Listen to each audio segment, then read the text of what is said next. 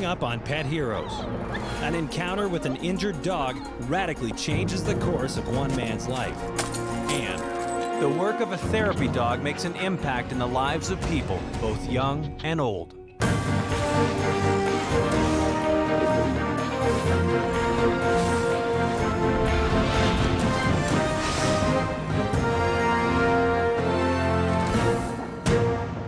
Hi, I'm Jason McCoy, and welcome to Pet Heroes. Pet lovers know how their animal companions can enrich their day-to-day lives, but what about long-term? We look at the incredible stories of two special canines who made a lasting impact in the lives of those they touched. Since 1999, Mike Arms has been president and CEO of the Helen Woodward Animal Center. But the welfare of four-legged creatures wasn't always on his radar. I grew up on a farm in Kentucky. I had no interest in working with animals, that I am in the business of saving orphaned animals. This is my product. They're very special to me, and I spend my life marketing them, promoting them, and giving them a second chance in life. So I'm in the business of saving lives. Mike's remarkable story begins in New York City in the late 1960s. When I was done with school, I decided I want to go where the money is, and I went to New York, and I went to an employment agency. And the fellow that was giving me the interview said, well, you're from Kentucky, you must like animals. So I said, animals are okay, I would never hurt one, but let's get on with this interview. And he said, how would you like to work for the ASPCA? It's a place that takes care of unwanted, mistreated, abused, and neglected animals. I said, I have no interest in that. They said, well, look good on your resume that you got involved in something so large at such a young age. It'll be a great stepping stone for you. So he convinced me. But if Mike was reluctant at first, he soon becomes entirely discouraged. His career in animal protection services proves a nightmare.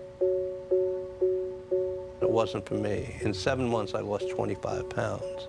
I couldn't eat, I couldn't sleep. I was tormented by what I was witnessing. At that time, that organization was killing 140,000 animals a year, and there was no discrimination. It made no difference. It was the cutest 8-week-old puppy, 8-week-old kitten, the most magnificent golden retriever, Siamese cat. It made no difference. The holding period was 24 hours. If nobody adopted the animal or claimed the animal in 24 hours, they were killed. That's what we were doing to these beautiful animals that mankind says they love so much.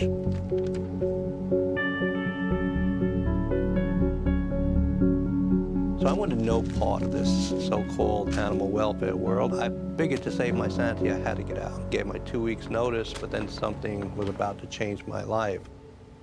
I need you to go. 6 days before I was to leave the ASPCA, the secretary came in and said, Mike, we have a dog hit by a car on Davidson Avenue in the Bronx. I said, all right, get a driver and get the dog. So that's just it. We have no drivers available, and this one's supposed to be in very bad shape. I just took off my suit jacket, put on a uniform jacket, and took the ambulance out myself. Mike struggles to find the injured dog. His search takes him into a dangerous and unfamiliar part of town.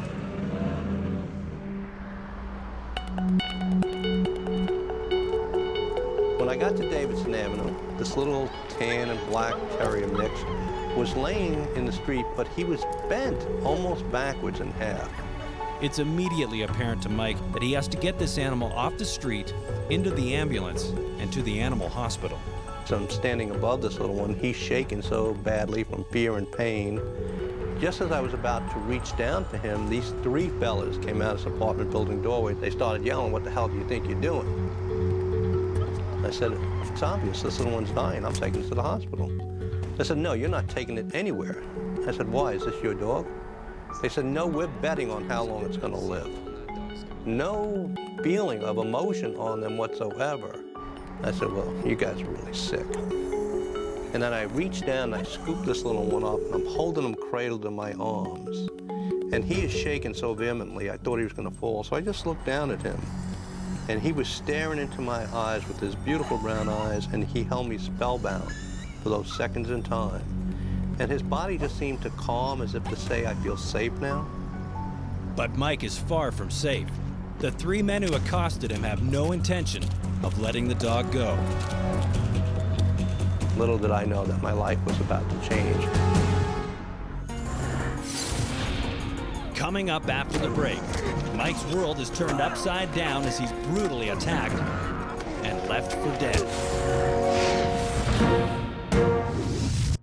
Mike Arms, an animal protection officer in New York, prepares to transport a badly injured terrier to the hospital.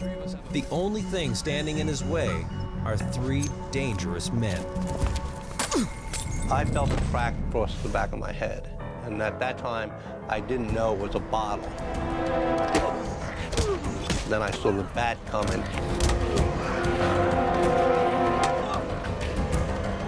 And then when I saw the knives, and I actually saw one sticking out of my leg, and I thought I was going to die. This was it. This was the end of my life, right then and there.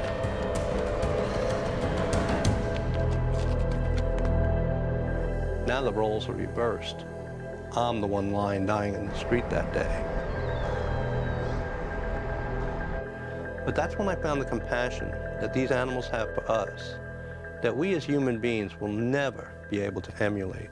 Wendy McClellan, a doctor of veterinary medicine, offers her unique perspective on animal behavior. A bond can form so quickly. Just like with people, a small act of kindness can go a long way. And that act of kindness was obviously felt by this dog towards Mike. I felt something wet against my face, and I kept feeling and feeling until I opened my eyes. And when I opened my eyes, and I was staring at his beautiful brown eyes one more time, and I realized what was taking place. That little one should not have been able to move by any shape of the imagination, but he found a way to crawl to my side, and he licked me back to consciousness. I mean, the heart that that animal showed, the pain that he endured, to come to my side because he cared enough about the act of kindness I gave him before he left. He was going to return that favor. I could have stayed in that street and been unconscious and just passed over, but this little one was going to make sure that that didn't happen, and this little one was putting purpose in my life. The licking behavior exhibited by the dog in this case could be for a number of reasons. It's a submissive gesture, it's a compassionate gesture, it's a bond-forming gesture, as well as it could be a resuscitation. Mother dogs will lick their young in an attempt to get them to breathe. In this case, it was a combination of all these. After a painful struggle to revive Mike Arms, the injured dog passes away. I laid in that street and I cried and I prayed, don't do it. Don't take my life today. Give me one more chance, and I promise you I'll devote it to them. Well, seconds after I made that promise, not minutes, but seconds after I made that promise, my friend closed his eyes and he crossed over a rainbow bridge, and we will take our walk someday that was meant to be. Very close to death, Mike is discovered and rushed to the hospital.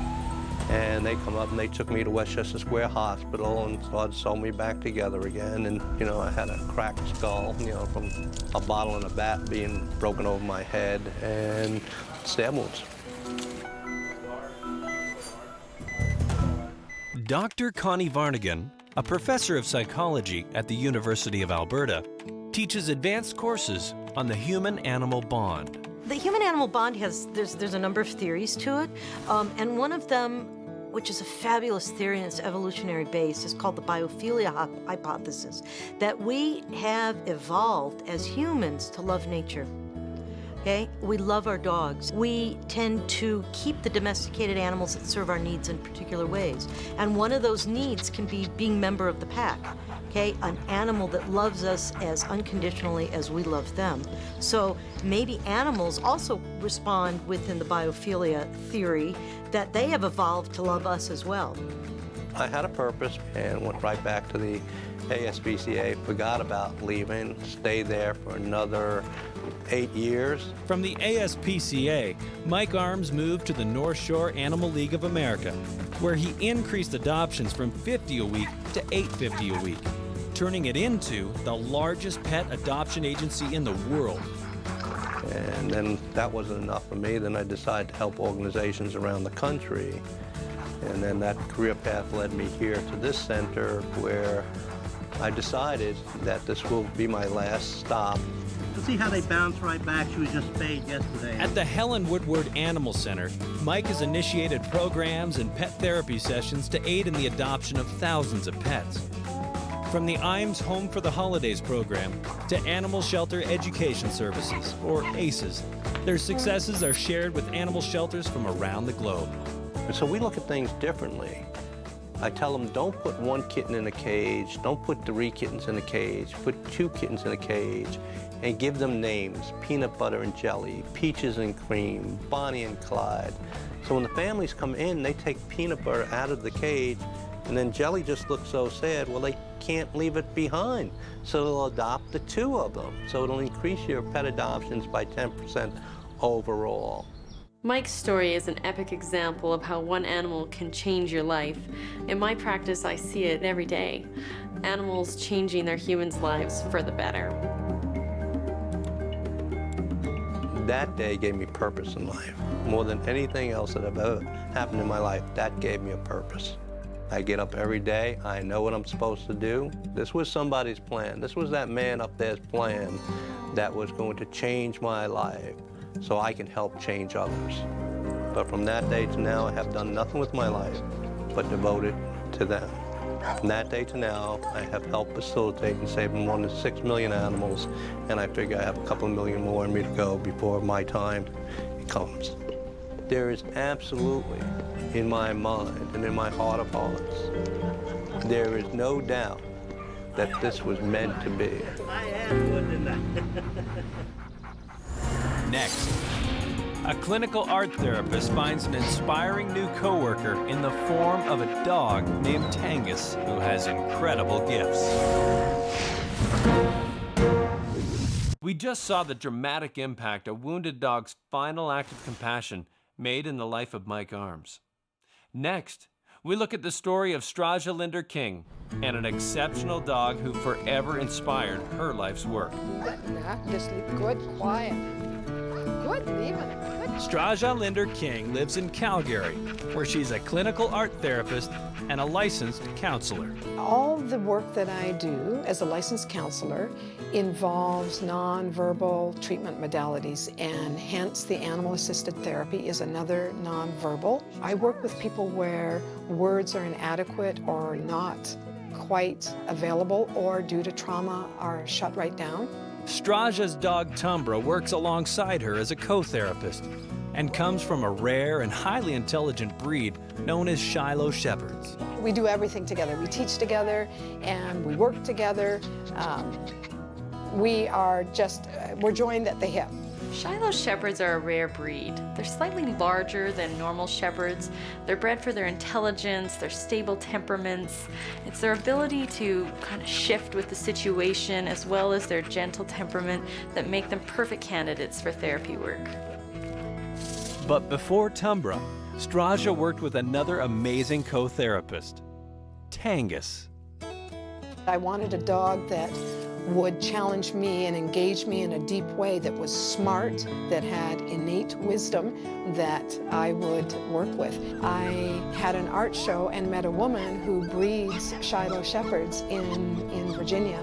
The breeder had lined it up so that Angus was brought to the Calgary airport when I finished that function. I knew that this was going to be a co-therapist, I knew it was going to be a co-teacher, and I knew truly that I would have such a deep engagement with Angus. Angus, I knew right from when he was 12 weeks old that he was going to be teaching me as much as I would be doing the training and teaching. It would be, the reciprocity would be big. Angus had such a presence. It didn't matter where I went. Everybody would just stop. Everybody came and circled around him. And you can't train that. He works with right through from little children, preschoolers, right up to the frail elderly. And it is a way to express and to start a dialogue that is very difficult to do between people. Animals have their own innate gifts that help open that up. Retired nurse Kathy Gates recalls her time with Tangus. Well, I had seen pet therapy when I worked in inpatient mental health. People would bring their pets in and I could see how patients would respond to that. So I definitely wasn't skeptical. My work with Straja began when I had a client from the community go into a designated assisted living facility, very ill, would retreat, become isolated, wouldn't engage with other residents. My first impression was I wondered how this dog was going to work with people. And the connection that the dog had with the adults, it took them into their own world with him. The success that dogs have doing therapy work can be attributed to the fact that they have a natural calming influence on people. By petting dogs, it lowers your blood pressure, making you feel more relaxed, lowers that nasty stress hormone cortisol, leaving you feeling calm and more open. Dr. Connie Varnigan's research helps us further understand the incredible connection we have with dogs. Dogs are so attuned to people. So we don't share many genes with a dog, right? But we share a ton of genes with a chimpanzee, okay? So you would think that if we are, say, yawning in front of a chimpanzee, the chimpanzee's gonna yawn. Because as humans, if I yawn to you, you're gonna yawn back at me. Okay, chimps don't care. Okay, if we point in the same direction, in one direction, you'd think a chimpanzee is gonna look at it. Not at all. If you yawn at a dog, he'll yawn. If you point in a direction, the dog will look in that direction. So dogs are so attuned to what humans are doing. Tangus has taught me to let go of reflecting on the past, having fears, anticipatory worries, and staying fully present, because that's what our animals are. They stay present and they are what they are. Us two-leggeds carry a lot of baggage, and dogs go, hey, all we have is right now. So patience, tolerance, unconditional love, safe touch, tactile qualities. Oh my gosh, I could go on and on and on. Beatrice, this is Angus. Angus, Beatrice. Young people who have experienced trauma often develop trust issues and have difficulty in communicating. So sometimes it's difficult to make that connection. But with Tangus, it allows them to open up in a way that they normally wouldn't do with an adult. Whether it's someone that's facing physical challenges, losses, numerous losses or limitations, even mental disabilities or at-risk youth. Tangus, he's in tune with their emotional state, with where they're at that time, and offers them safe touch. And that's a way for them to begin opening up and allowing them to express themselves fully. As Tangus grows closer to retirement, he chooses a successor to continue his therapy work.